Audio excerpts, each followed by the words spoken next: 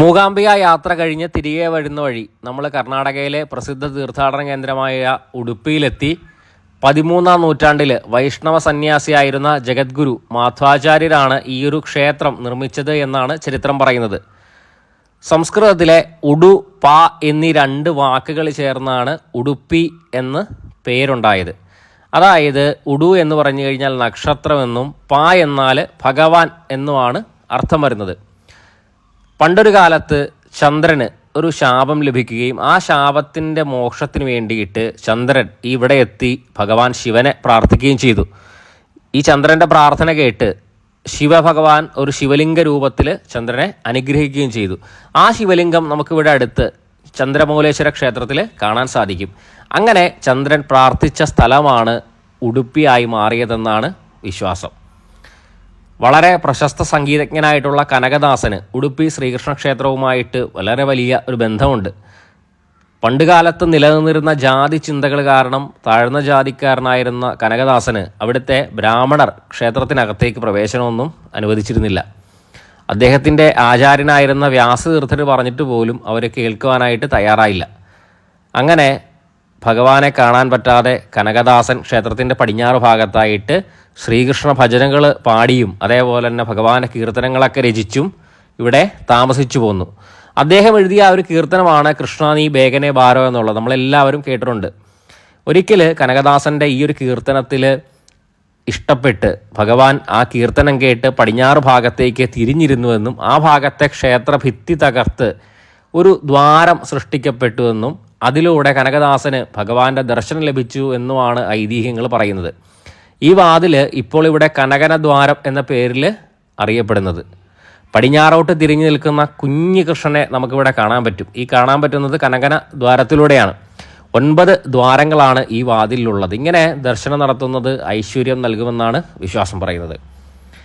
കൃഷ്ണപ്രതിഷ്ഠ നടത്തിയ ശേഷം മാധ്വാചാര്യർ അദ്ദേഹത്തിൻ്റെ ശിഷ്യരായിട്ടുള്ള 8 സന്യാസിമാരെ ഈ ശ്രീകൃഷ്ണ ക്ഷേത്രത്തിൽ ദിവസവും ആരാധന നടത്താനായിട്ട് നിയോഗിച്ചു. സന്യാസി സമൂഹത്തിൻ്റെ പതിവ് ചുമതലകളും ഇവർക്ക് കൊടുത്തിട്ടുണ്ട്.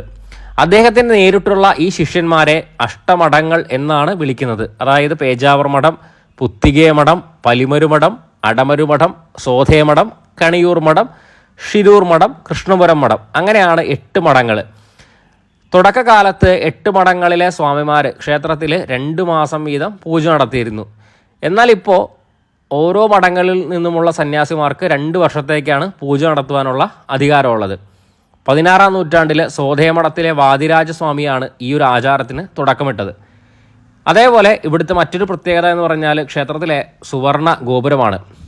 പലിമരു മഠത്തിലെ സ്വാമി ക്ഷേത്ര പൂജകളുടെ ഉത്തരവാദിത്വം ഏറ്റെടുക്കുന്ന സമയത്ത് എടുത്ത നേർച്ച അനുസരിച്ചാണ് ഇവിടെ ഈ ഒരു സ്വർണ്ണ ഗോപുരം നിർമ്മിച്ചിട്ടുള്ളത്. തീരപ്രദേശത്തെ വാസ്തുവിദ്യയ്ക്ക് അനുസൃതമായാണ് വെങ്കടേശ സേട്ടിൻ്റെ നേതൃത്വത്തിൽ വിദഗ്ധ സംഘം ക്ഷേത്രത്തിൻ്റെ ശ്രീകോവിലിന് വേണ്ടിയിട്ട് 100 കിലോ സ്വർണ്ണ ഗോപുരം രൂപകൽപ്പന ചെയ്തിരുന്നത്. 300 കിലോഗ്രാം ചെമ്പും 900 കിലോഗ്രാം വെള്ളിയും കൂടാതെ 100 കിലോയിലധികം സ്വർണം ഈ ഗോപുരത്തിനായിട്ട് ഉപയോഗിച്ചിട്ടുണ്ട്. ശ്രീകോവിലിൽ മാത്രം ഏതാണ്ട് 2500 ചതുരശ്ര അടി വിസ്തീർണമുണ്ട്. ഓരോ ചതുരശ്ര അടിയിലും 40 ഗ്രാം സ്വർണം ഉപയോഗിച്ചിട്ടുണ്ട്. ശരിക്കും ഇതൊരു ക്ഷേത്ര നഗരം എന്ന് തന്നെ പറയാം. വെജിറ്റേറിയൻ ഭക്ഷണ രുചികൾ ഇഷ്ടപ്പെടുന്ന ആളുകൾക്ക് തീർച്ചയായിട്ടും വരാൻ പറ്റിയ ഒരു സ്ഥലമാണ് ഉടുപ്പി എന്ന് പറഞ്ഞാൽ. നമ്മൾ ക്ഷേത്രത്തിൻ്റെ പുറത്തേക്ക് ഇറങ്ങിക്കഴിഞ്ഞാൽ ഒരുപാട് കടകൾ കാണാൻ പറ്റും. നിങ്ങൾ കടകൾ നോക്കിക്കഴിഞ്ഞാൽ അറിയാം, ഇവരുടേതായിട്ടുള്ള ഭക്ഷണ വിഭവങ്ങൾ അതേപോലെ തന്നെ പലതരത്തിലുള്ള പൊടികൾ ഇവിടെ തന്നെ പൊടിച്ച് വിൽപ്പന നടത്തുന്ന ഒരുപാട് ഐറ്റംസ്. പിന്നെ എല്ലാ കടയിലും കടകോല് കാണാൻ പറ്റും കേട്ടോ. ഭഗവാൻ ഇങ്ങനെ കടകോല് വെണ്ണ കടഞ്ഞിരിക്കുന്ന ഒരു കൃഷ്ണനാണ് ഇവിടുത്തെ. അപ്പോൾ അങ്ങനെ കടകോല് കാണാൻ പറ്റും. പിന്നെ പഴയ കാഴ്ചകൾ, ശരിക്കും നമ്മൾ പഴയ ആ ഒരു കാഴ്ചകൾ കാണുന്ന ആ ഒരു ഫീലിംഗ് ആണ് ഇവിടെ കണ്ടത്. ഒരുപാട് പപ്പടവും കാര്യങ്ങളൊക്കെ ഇവിടെ ഇങ്ങനെ തൂക്കിയിട്ടുണ്ട്. ഇവരുടേതായിട്ടുള്ള തനത് വിഭവങ്ങളാണ് ഇവിടെ. ക്ഷേത്രത്തിൻ്റെ പുറത്തേക്ക് ഇറങ്ങിക്കഴിഞ്ഞാലും ഒത്തിരി കാഴ്ചകളുണ്ട്.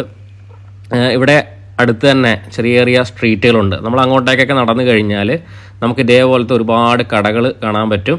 പിന്നെ പഴയ കാഴ്ചകളാണ് ഇവിടുത്തെ തെരുവുകളിലെല്ലാം. പഴയ കെട്ടിടങ്ങൾ. പിന്നെ ഓരോ വീടിൻ്റെ മുമ്പിൽ കൂടെ നടക്കുമ്പോഴും കോലം ഇട്ടിരിക്കുന്നത് നമുക്ക് കാണാൻ പറ്റും. ഈ ഉടുപ്പി ക്ഷേത്രത്തിൻ്റെ അകത്തായിട്ട് ഗോശാലയുണ്ട്. നമുക്ക് അവിടെ കയറി കഴിഞ്ഞാൽ കാണാൻ സാധിക്കും. അതേപോലെ തന്നെ എല്ലാ ദിവസവും ഉച്ചയ്ക്ക് ഇവിടെ എത്തുന്ന ഭക്തജനങ്ങൾക്ക് ഉടുപ്പി ക്ഷേത്രമൊക്കെയായിട്ട് സൗജന്യ അന്നദാനമുണ്ട്.